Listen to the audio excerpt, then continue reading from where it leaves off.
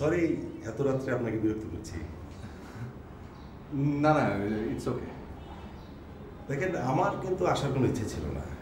DIG সাহেবের order, তার order তো আর অন্য করতে পারি না, তাই এত রাত্রে আপনাকে বিরক্ত করা।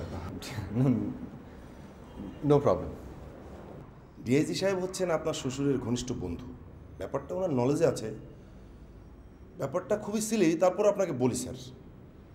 স্যার আমাকে বলেছেন যে আমি যেন আপনার ওয়াইফের সাথে দেখা করে স্যারকে ফোনে জানাই, তাই যদি একটু কষ্ট করে আপনার ওয়াইফকে একটু ডাকতেন। জি জি, আমি আপনার ওয়াইফের সাথে দেখা করে স্যারকে জানিয়ে দেবো, ব্যাস। ও ওনারা তো বাসায় ফিরেনি, ওই ডক্টর দাদির ওখানে আছে। ও আচ্ছা, ঠিক আছে, আপনি আপনার ওয়াইফের মোবাইল নাম্বারটা আমাকে দিন। বলছি কি, আসলে মোবাইলটা বাসায় রেখে গেছে। ওহো, বাসায় রেখে গেছে না? তাহলে স্যার আপনি আর এক কাজ করুন, আপনি বরং আপনার দাদি শাশুড়ির নাম্বারটা আমাকে দিন। টিএনটি কিংবা মোবাইল নাম্বার যে কোনো একটা দিলে চলবে। মুখস্থ বলতে পারবেন নাকি ইন্ডেক্স দেখতে হবে? না, মুখস্থই বলতে পারবো। হ্যাঁ। ও 0171।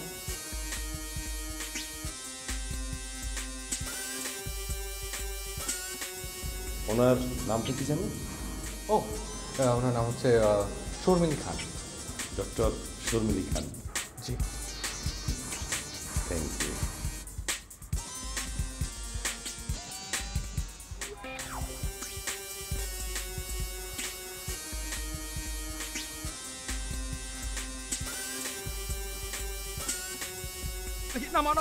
আস্তে আস্তে। কি হলো?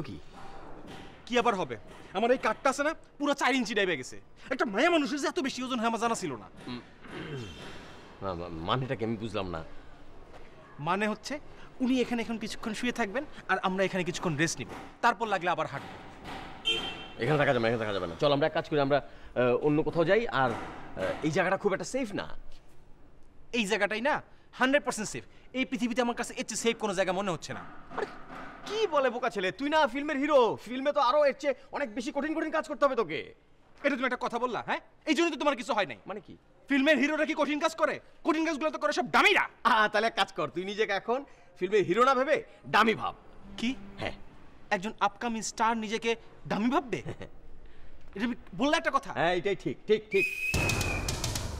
পুলিশ আসতে মনে হয়। আরে পুলিশ দেখে ভয় পাওয়ার কি আছে রে? আমার কাছে অফিসারের কার্ড আছে না, কোনো অসুবিধা নেই। দেখি না আসুক, কি হয় দেখি। চুপ করে থাক।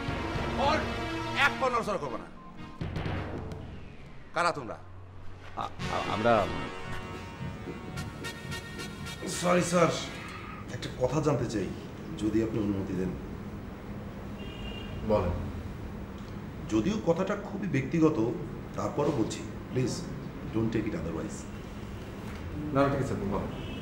আচ্ছা, আপনার ওয়াইফ কি প্রায় বাইরে রাত কাটায়? কি বলেন?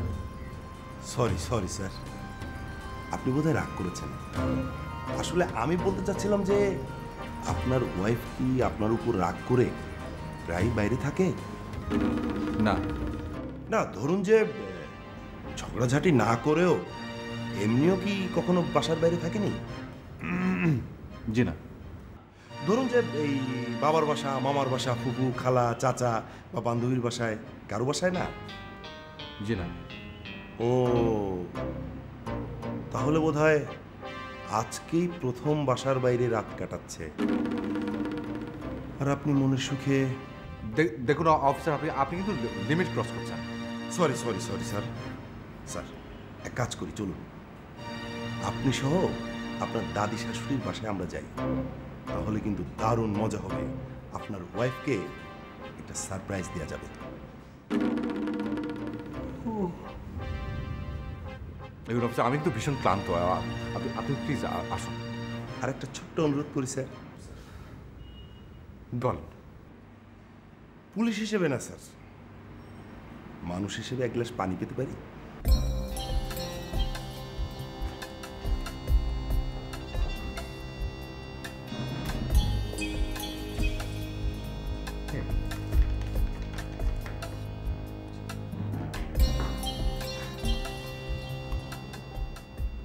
এত কথার তো দরকার নাই, কথা আমার দুইটা। হয় আপনাকে বাড়িওয়ালার কাছে আমার নিয়ে চলেন, তার সাথে আমি কথা বইলে সসম্মানে আপনাকে বাড়িতে পৌঁছায় দেবো, না হয় আমার সাথে চলেন থানায় পৌঁছায় দিই। কোনটা করবেন সিদ্ধান্ত নেন। ভাই শোনেন, আমরা ভদ্র ফ্যামিলির সন্তান। সার্টিফিকেট আছে? সার্টিফিকেট? হ্যাঁ সার্টিফিকেট।